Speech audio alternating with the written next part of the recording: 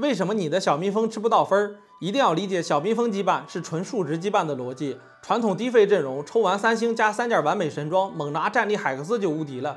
小蜜蜂完全不是这种独狼逻辑，而是依靠团队的力量。小蜜蜂作为纯数值羁绊，如果不理解数值计算逻辑，就会产生很多吃亏理解。举一个例子，开局第一个3秒，小蜜蜂打了100输出，冰封打出22.5输出。第二个3秒，小蜜蜂打了100输出，此时冰封能打多少输出？第一个选项50输出，小蜜蜂和冰封打的伤害全部相加，这就是冰封第二次存储的伤害。第二个选项45输出，羁绊提到了冰封只根据小蜜蜂伤害计算，所以上一次冰封伤害不统计。第三个选项还是22.5输出，冰封每3秒刷新1次存储伤害。我来公布答案，是第三个选项22.5输出。冰封存储的伤害是计时伤害，不会重复叠加历史伤害。小蜜蜂阵亡之后，冰封传递也是如此。传递的冰封会存储上个英雄在3秒之间挨打的伤害，但这一发打出去之后就是崭新的冰封。这个逻辑看明白之后，理解小蜜蜂为什么不是独狼羁绊了吧？因为传递伴随着亏损，6个传递1个是巨额亏损。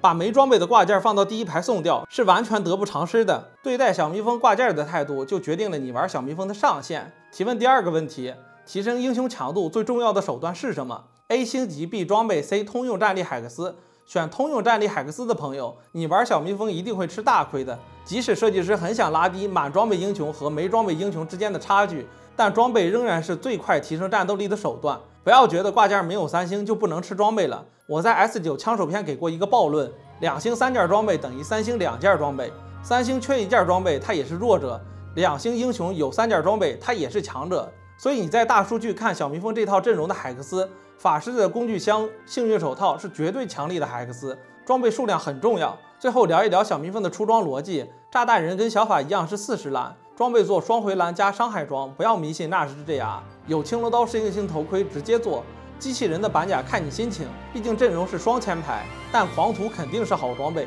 因为机器人护盾根据生命值加成。努努这里的定位既是副 C 又是副坦，因为小蜜蜂输出既跟伤害挂钩又跟坦度挂钩，所以小蜜蜂很喜欢战士化的坦克。努努尽量以免卫适应性头盔、离子火花这种法坦装备为主。这期视频准备的比较匆忙，本来打算在下版本更新之前发的，纯数值羁绊得到数值加强，一定会让玩家对小蜜蜂改观。现在小蜜蜂的火热正对应着玩家的创造力火热。云顶风向标希望祝大家一臂之力，周末玩得开心。我们下期视频再见。